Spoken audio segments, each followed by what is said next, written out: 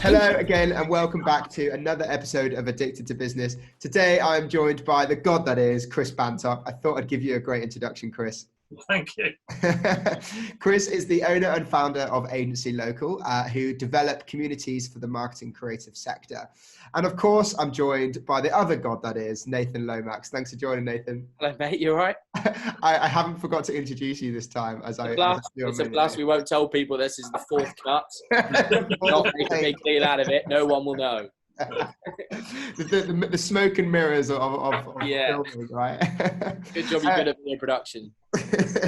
Chris, I want to start off really about people who have a vision to grow and sell a company and realize, but few of those people who realize the potential of that and how difficult it is to grow and sell a company. You know, it's probably one of the hardest things you can do in business.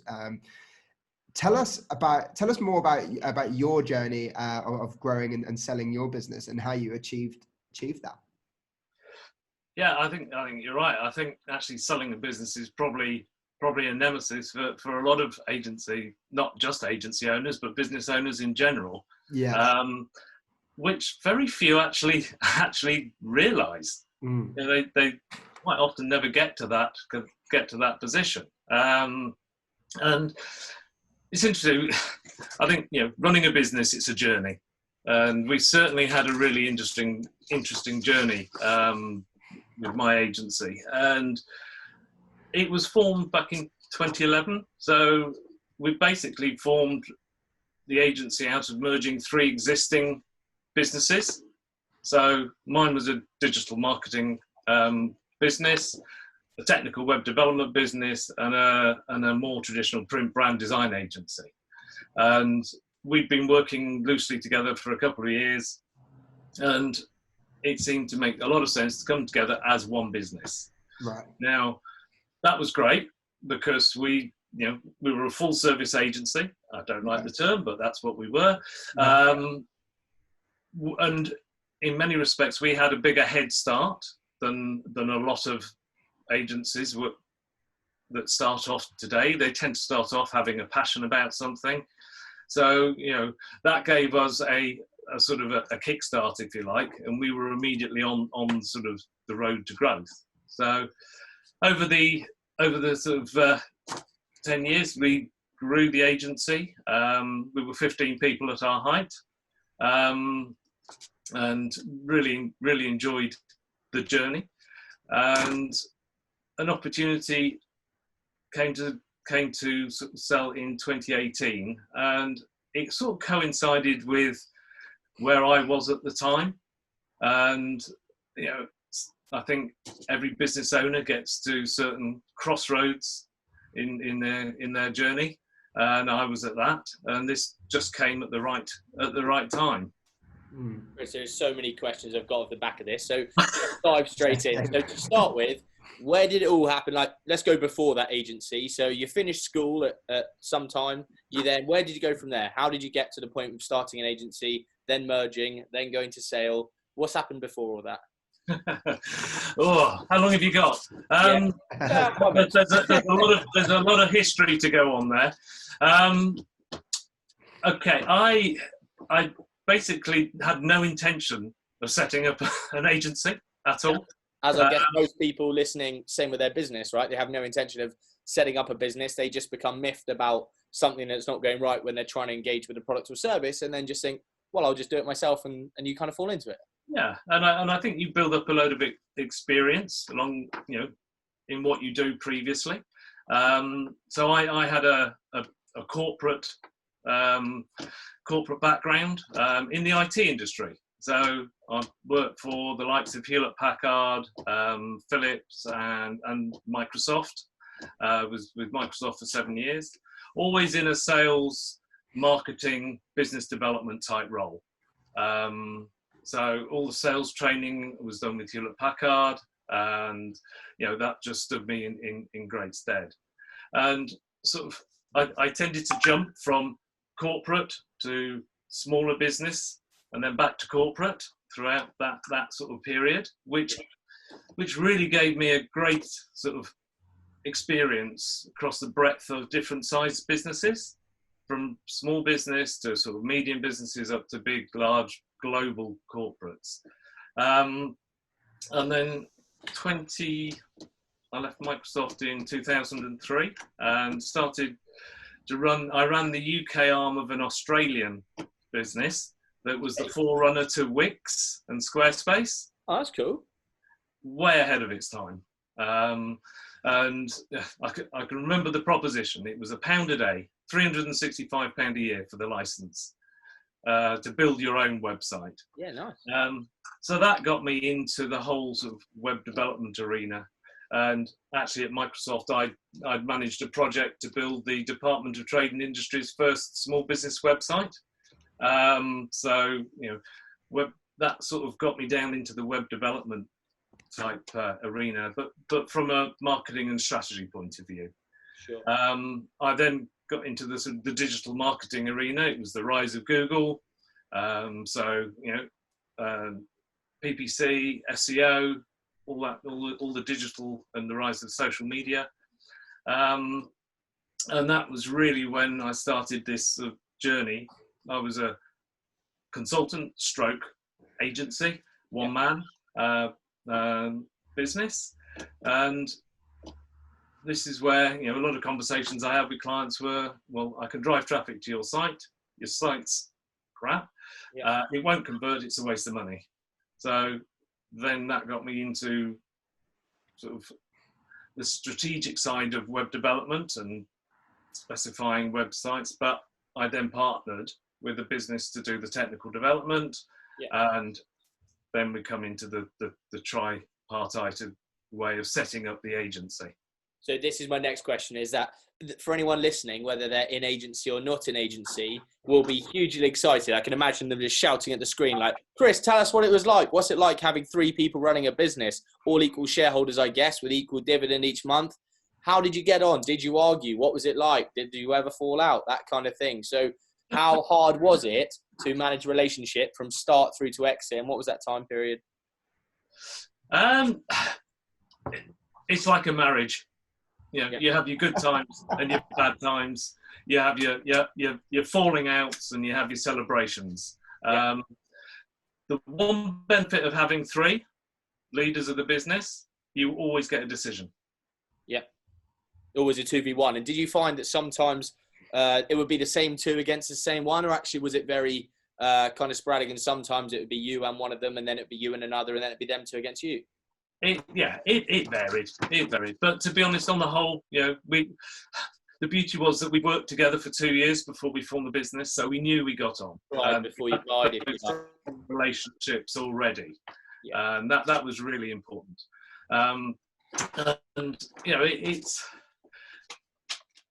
It's interesting. We all had our own areas of expertise. Mm-hmm. So I was very much focused on business development, on the strategy side.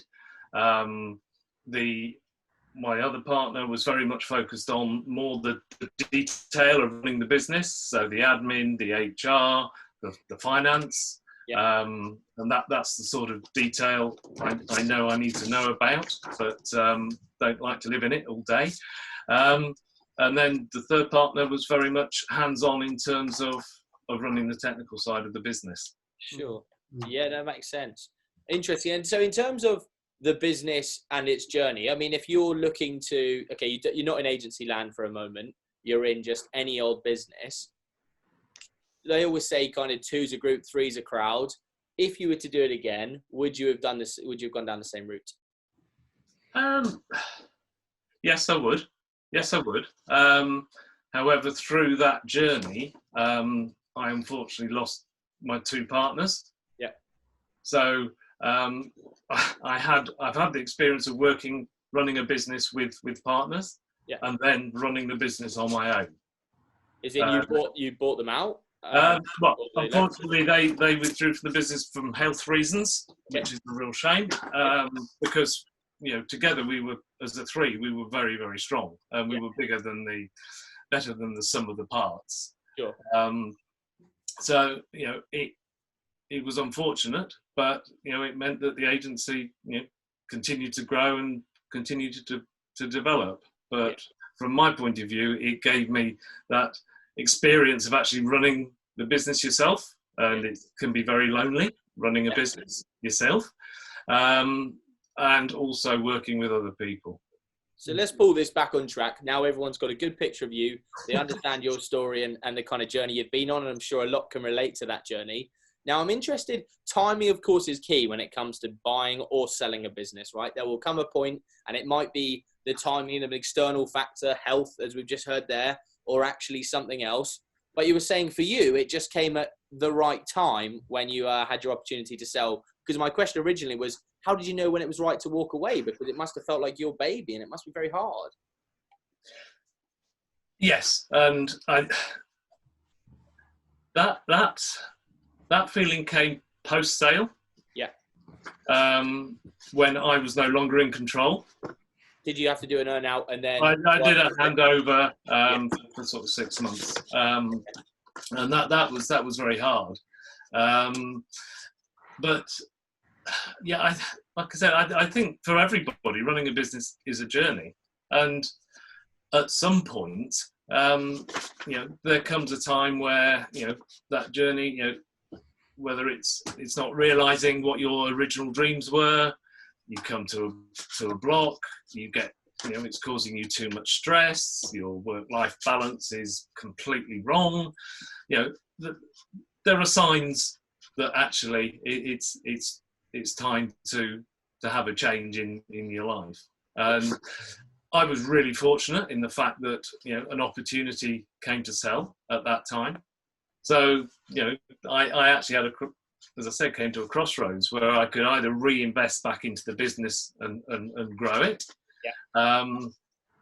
or I followed this opportunity to sell. So I think Did you start knowing that were you growing to sell, or were you actually growing to create a lifestyle and a quality of life, or a bit of both? When we first formed the business, we always had a view that could be an outcome. Yeah. Was everything that we did working towards that outcome? No, because you live and work and develop the business, from day to day, week to week, month to month. So at the time we weren't actively looking to sell, but it was always in the back of our mind. Yeah. And I think you made this, was it there as a sort of a lifestyle business? Yes, I think a lot of agencies, businesses, they start off that way, as a lifestyle business, because they have a passion about something, and they get successful, they get a few clients, they grow a bit, and then suddenly all this business crap comes along. And that wasn't part of the deal. Yeah. So it tends to be not. Sometimes it's not what you expected it to be. Yeah. Whereas I think there are people that want to run a business that all they want to do is grow it with the ultimate aim of selling it.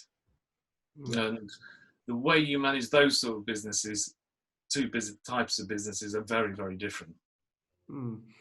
So we've heard a little bit about your business, Chris, and selling it and whatnot. I think we're going to touch upon it a little bit later as well. But I want to talk to you a little bit more about Agency Local and the community and the powerful community that you've built, after leaving agency life, effectively. So tell us a little bit more about that. Okay, again, actually building a community wasn't my original intention. Seems like you never intended to do anything, Chris. Chris, can you pick my lotto numbers? You seem to be in an absolute roll of just finding these opportunities. Well, you've got to take what life throws at you, haven't you? And so my original plan was to work with agency owners as a mentor or as a coach. Having run an agency and grown it and developed it over 12 years and gone through the sale. I felt I had some value to give back, and if I could stop business owners, agency owners making the mistakes that I made along the way, then there's value in that. So the original plan was really to have 4 or 5 clients and then go cycling on a Friday. That was The dream. Yeah, exactly. However, one of the things I realised that actually running the agency in Beaconsfield into Buckinghamshire was we worked in a silo. Yeah. And what I mean by that is if you look up to London or any major city, there's often a creative sector, an area that's full of creatives, Shoreditch or whatever in London. People know each other, they drink in the same pubs, they work together, they support each other, etc. Now, out in rural land, we don't have that. There isn't that community. So the first thought was, well, I wonder if there is an appetite locally to get marketing creative people together. And so I put on an event, as I said, just to see if there was an appetite. 30 agencies came along to the first event. Wow. Which was amazing. Where was that? Where was that out of interest, Chris? It was at Rev's, a vodka bar in Beaconsfield. I mean the town, the place, the location. Well, they do great pizzas, you see, and agencies, love beer and pizza. So that was it worked well. Was that outside of London, I guess? Yeah, that's what I meant. It was in Beaconsfield. So, and on the face of it, getting a load of competitors in a room shouldn't necessarily work. But I'm very clear. It's not about what you do. It's about how you do it. Yeah. So the leveler is about how you're running your business. So we have a couple of TED-like talks from local experts, really to open people's minds to things that maybe they hadn't thought about, things that they could do to develop their business. But obviously, a lot of the benefit is about the collaboration and the networking, and that's been phenomenal. So that was the start of Agency Local. People wanted me to do the events again, so I run those events. They're called Insight events every 2 months. The last face-to-face one was January. We had 50 agencies, which is the capacity, and 100% turnout, which is amazing. Wow, that's incredible. So we then started to have an online community for people to talk and communicate between events. Yeah. Just using Slack, which is great. Get 2 responses to that. One is no Slack, that's brilliant, and the other one is what's Slack, but that's fine. So we started to build that community, and there were so many discussions that were going on. People were having meetings, beginning to work together, and all because of Agency Local. Yeah.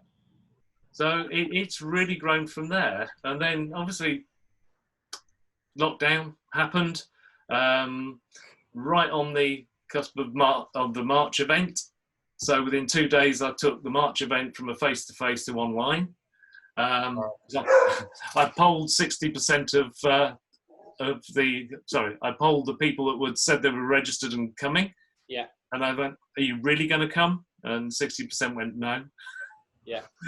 So we went online, which has been brilliant. That's been fine. But the other result of this is that it's changed the definition of local now. Local to me previously was Thames Valley. Yeah. Whereas now, actually, local is wherever you are. Yeah. It sort of changed the dynamic. It's given us the ability to really grow the community hugely. So interestingly, escaping agency land for a second and anything to do with agencies, if you had your time again running a membership organisation, because I'm conscious that a lot of our listeners will be thinking, yeah, I'd love to do something like that, but I'm in hair and beauty, or I'm in food and drink, or I'm in something totally different. What would you have done differently with your community if you could start from today, having the knowledge that you now have? With the community within Agency Local? With your Agency Local community, what would you have done differently now that you know what you do? I'm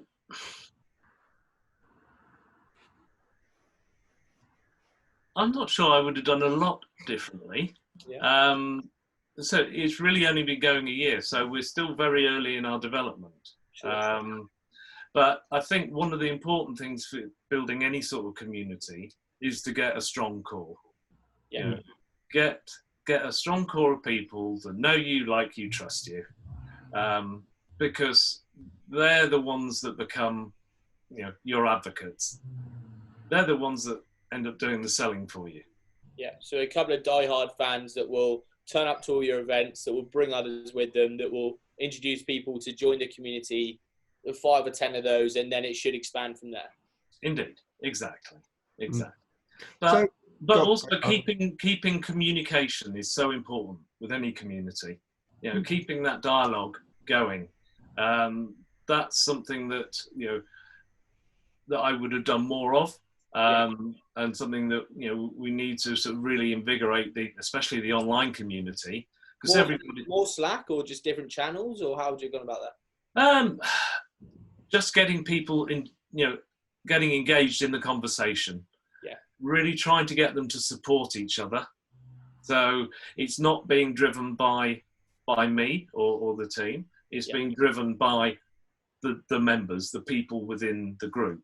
Yeah. But one of the things that I think is really interesting is that for businesses, because although what I'm doing is a community of interest for marketing and creative people, what businesses are doing with their customers are their community. Yeah. And they need to treat them the same sort of way. Exactly right. So for anyone looking to build a community and potentially to do that fast, if there is such a thing, would you say there are 2 to 3 ingredients to defining success? Is there a particular model or formula you follow to growing your community?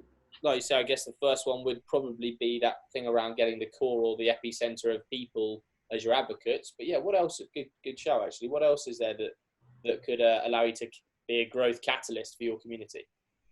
I think it's really understanding your audience. Yeah. Actually understanding their pain points, what it is that that keeps them awake at night.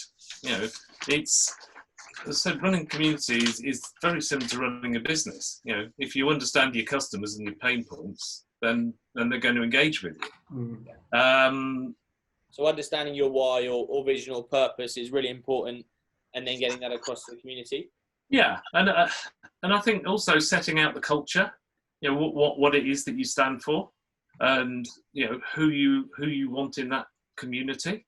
I mean, we're very open, very transparent. We want people that are like-minded, that have a mindset of continuous development.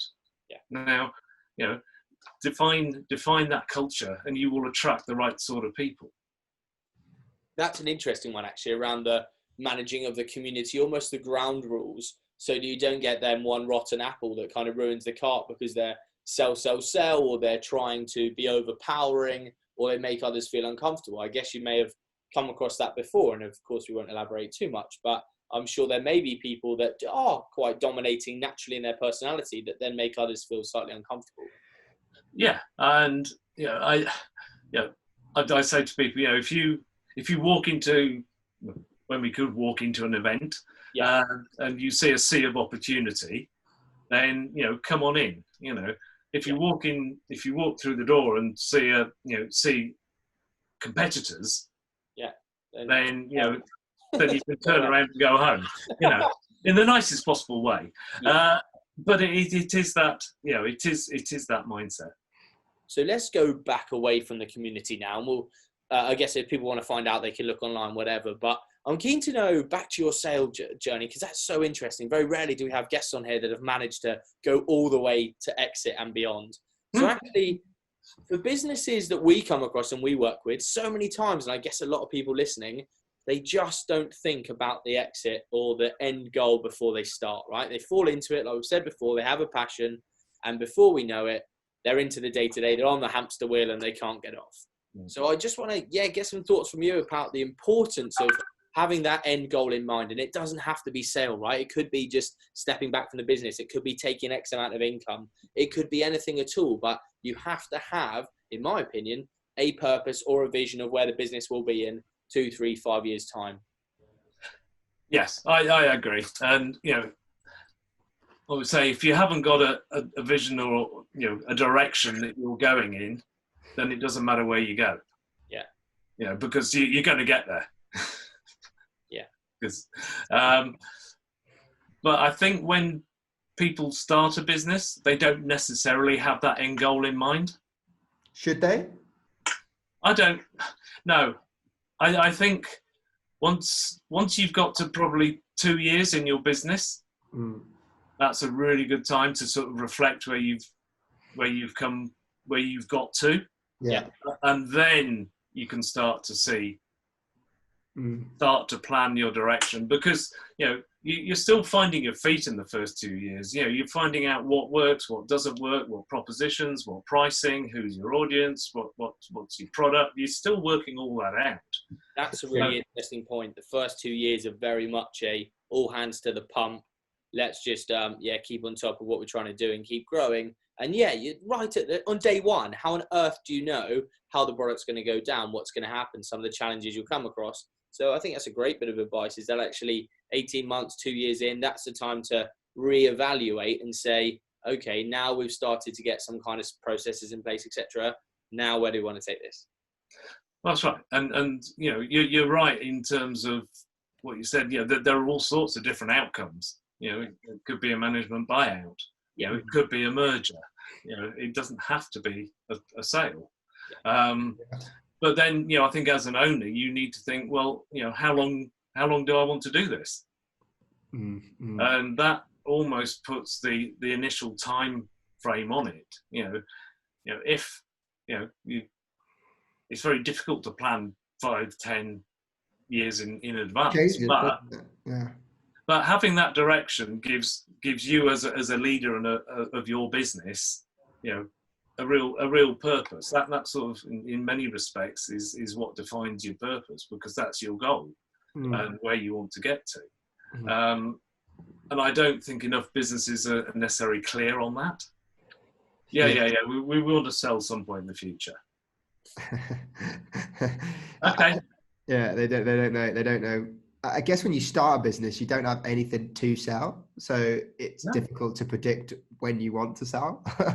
and like you said, you don't know until you jump 3 years in if you want to stay in it for another 20 years because you enjoy it or you don't like it. Yeah. Well, and to be honest, you're right. The first 2 years finding your feet. The next, it's not defined by time. It's defined about what you do. So.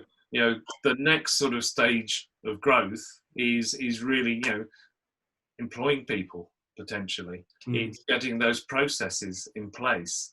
It's getting, proper governance, contracts, legal, all that sort of things. Building a sound business, and even if that takes 5 years, you're potentially not big enough to actually sell. Or get any decent return on that business, because you won't have necessarily achieved the growth that you need and the size that you need to be to really get that return that potentially you want. So what I want to know, Chris, is many people actually can't sell their business for many of reasons. What are the pitfalls for business owners who go along their business journey that would raise red flags when coming to sell a business? Oh, how long have you got? There's a lot, right? 5 minutes. It could be anything. I mean, one of the things that I took away from actually going through the sale is you should always run a business as if you're going to sell it tomorrow. So be prepared for that, because then you're running a good business. So if someone's prepared to buy you, then you're going to have something that you can offer. So the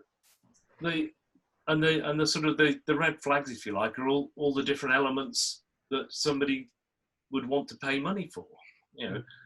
the financials. Are your financials in order? Have you got a sound customer base? Have you got some good names in there? What's your recurring revenue? Are your contracts in place? All these things sort of really add up to, are you running a good business? And, when you're selling a business, you get a list of sort of due diligence questions. And to be honest, they are the things that people are looking for, because that will dictate whether, they want to buy you or not. Yeah. And, I'll be honest, I went through this list and gone, oh, damn, I've been meaning to do that for 2 years. Damn, I should have got that in place. But then you're scrabbling around to actually get those things in place that should have been in place before. Yeah. So, think of it like you're selling a car, right? You want to buy a car that's that's a good runner. Yeah. So that's your processes. It looks good. Yeah. That's your brand and your perception. It's been regularly serviced. It's got all the financials, the paperwork's all up to date, all the receipts and everything else. It's a limited edition. Therefore, you can get a premium. Yeah. So all these things, and of course, one careful owner. So one idea that's never driven it before. Yeah. Exactly. Yeah. No, but it's it is a never-ending question. But run a business as if you're going to sell it tomorrow. I love that. That's really cool. Chris, one thing I want to talk to you about is around ceilings. I'm sure a lot of people like glass ceilings. A lot of people here listening are going to be saying, that's great. I've got my vision of exit. I know what it looks like. But actually, we've come across this point or barrier where we just can't break it or can't seem to break it. And it seems like they just can't get over it. And for me, a lot of businesses I talk to is that £1 million mark. So first of all, they start and it's normally 100K. And then you overcome that and you think, what the hell was I worrying about? And then you get to like $250,000 or $500,000. And then you get over that kind of glass ceiling and floor. And then you come into the next bracket, which is getting over that $1 million. And then you go again. For anyone listening, what would you say to that around breaking those glass ceilings? Is there anything, I guess, you guys would have experienced exactly the same? How did you overcome it? Yeah, so any business at any stage, has a challenge. Yeah. You're always, it's never smooth sailing running a business. You've always got to have some challenge or the other. But you're right, in terms of sort of growing a business, there are those definite stages, and I think the first stage, right at the beginning of the journey, is one of existence. Will I get to that 2-year point? So nice. So that's the first. Stage one is get to 2 years trading. Doesn't matter about turnover necessarily. Just get to 2 years trading solvently. Yeah. Well, look at the figures of how many businesses go out of business in the first 5 years. Yeah. It's ridiculous. So I think the next one is sort of around survival. Yeah. So it's a bit like we said before. That's actually sort of putting some of the foundations in place. The next stage, I think, is sort of more on success. So that's building on what you've done. And what I think a lot of businesses don't do is put down the strong foundations first. Why don't they do that? Just because I think they're often you're on a journey for success, for growth. Yeah. We've got to get this huge growth because that's what we've got to do. Yeah. Well, if you haven't got the infrastructure to manage that growth, then you will grow, but at some point that could fall over. Yeah. And that's potentially when you sort of hit a glass ceiling because you haven't got those things in place. And then a lot of that success thing is about building the right team, building the right culture. That's really about, as a leader, delegating, learning to delegate, as opposed to, you being responsible for everything in the business. And that's a very difficult stage for a lot of business owners to make that transition from working sort of in the business to working on it. And then the final one is really around scale, and that's when you get to that million and going to the next stage. But what I would say, it's we mentioned it already. It's actually a lonely world out there running your own business. It can be. Get advice, get guidance, have people that you can talk to, sounding blocks, because they're the ones, especially if they've been through this and had the experience, they're the ones that will be able to guide you and get you to break through those glass ceilings. So I want to talk to you a little bit about growing fast. A lot of businesses intentionally want to grow fast, and a lot of businesses just accidentally grow fast because they've got an amazing product or service. Is from your point of view, are there three sort of main tips you could give someone who wants to grow a business fast and with maximum efficiency? Is there like a way? Is it like a formula, a way to do it, or is there not? I guess. Every business is different. Every leader is different. So yes, there are sort of recipes of success, but a lot of that is how you as a leader implement that.